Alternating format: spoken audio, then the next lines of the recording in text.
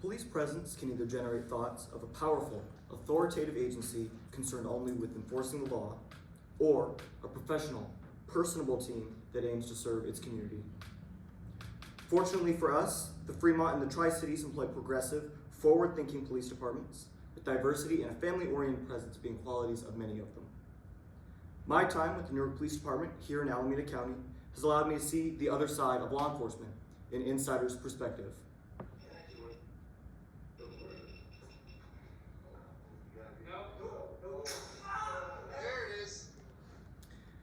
But one of the qualities that makes our community cops so effective is community-oriented policing, law enforcement that focuses on the people, the society, and not law and politics. Law enforcement has come a long way over the past 2 decades. New policies, outlooks, and mindsets have changed the way that our police police. Now, just to be clear, policing has not always been community-oriented. According to the National Institute of Justice, policing was forever changed by the introduction of the automobile. Instead of only being able to walk within an assigned zone, otherwise known as a beat, officers were now able to patrol large spaces quickly and efficiently. Although this is beneficially impactful in some aspects of policing, like response time, officer safety, and efficiency, officers began to lose the ability to become personal with small groups within the community. In addition to automobiles, radio communication, the development of suburban neighborhoods began to further the divide between police and the communities they worked in. Police were now able to be more efficient, but it came at the cost of community engagement. In addition to technological advancements, police were also marred by a history of racial tension. An analysis by the Harvard Law Institute reveals that police did not begin measures to fix their relationship with Black Americans until at least the late 1960s.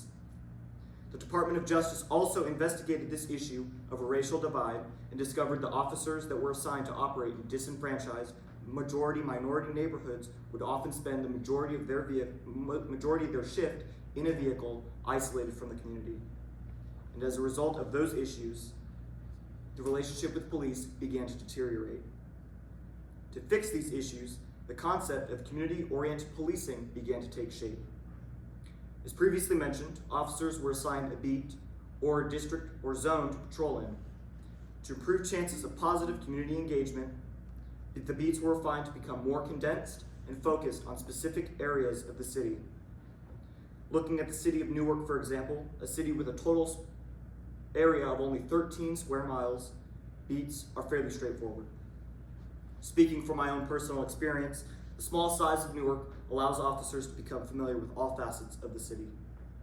Certain residents can be recognized as in need of assistance, like the elderly, for example, and officers can become familiar with problem areas or areas of the city that require specific attention. Schools, residential zones, and areas with frequent pedestrian traffic are all great places for officers to provide public services. In addition to improved beats, the image of what it means to be a good police officer has also changed. A study conducted in 2020 by Gary Cordner, a professor of criminal justice and an advisor for the Department of Justice, revealed that police attempted to change their image from how they were portrayed in the media. Inept, corrupt, violent, and comically evil are all ways to portray the police of Hollywood in television. And although it may make for entertaining television and media, this portrayal of police impacted how some communities viewed their local law enforcement agencies. Law enforcement began to shift away from the pressed starched uniforms, mirrored aviators, slicked hair, and cold-faced grimaces into a more personable and approachable appearance. Current equipment is now focused on comfort and safety of the officer, instead of giving an authoritarian facade.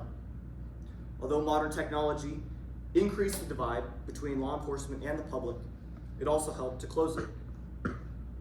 Many police departments now have social media platforms and media relations teams to support a more transparent relationship with their community.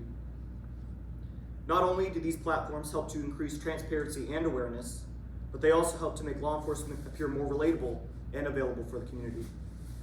Social media can be used to advertise community engagement events like Coffee with a Cop, portrayed up there at the right, in Fremont, or to display events like school visits. These platforms help to make police more accessible in a non-emergency capacity. Overall, police are now attempting to shift their role from a proactive one into a reactive one. From a reactive one to a proactive one. Instead of using their vehicles to isolate themselves from the community, law enforcement officers are now encouraged to drive around their beat and look for crime before it escalates or even occurs. Instead of only responding to calls, officers now have a higher likelihood to be in the right place at the right time. The evolution of police work has seen many hurdles and changes. But I'd like to acknowledge that although technology once hindered the police's relationship with the community, policies have forced them to shift their mission. New tactics, mindsets, and policies have all come together to help rebuild the connection between the police and the communities they are sworn to protect. Community-oriented policing has certainly made an impact across the United States. And although the impact is undeniable, there is still a multitude of progress and changes that need to be made. Thank you.